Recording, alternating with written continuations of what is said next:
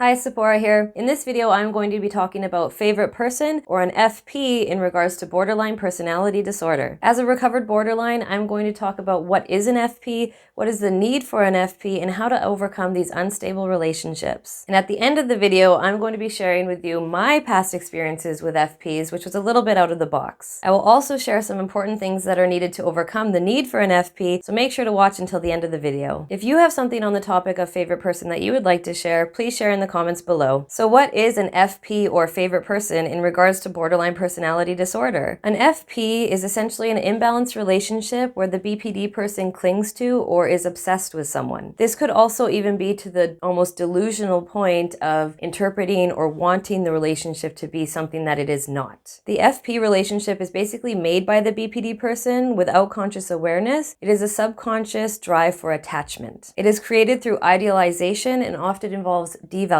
as well. This can even contribute to splitting episodes for the BPD person. I made a video on splitting if you'd like to watch that too, so I'll put a link at the end screen of this video. So who becomes an FP? An FP can be formed pretty quickly. It could be a best friend, but a best friend isn't always an FP. It could be a family member, a partner, an online friend. Anyone can become an FP. So even if an FP turns abusive, the BPD person might not be able to control the fact that they still feel that this is their FP. And they can even change themselves to appease the FP. A borderline can even make their FP a savior or rescuer, so to speak. There are so many different types of people that could become an FP, and there's no one type fits all. Borderlines can have multiple FPs over time. Now, what happens to the borderline person when they have an FP? The borderline becomes emotionally dependent and very strongly attached or loyal to the favorite person. They can become desperate for contact or approval, jealous, anxious to be liked back, and very hypersensitive in the relationship. Much of the borderline's thoughts, decision-making, and desires revolve around the FP. The FP's contact or mood can make or break the borderline's day. Tone and response of the FP is highly important to the borderline person, as the borderline will read into the behavioral or tone changes of their FP and can interpret things according to their current emotional state. Because the emotions are so strong with borderlines, the FP dynamic can be severely impacted by interpretation of communication. The borderline will often read into interactions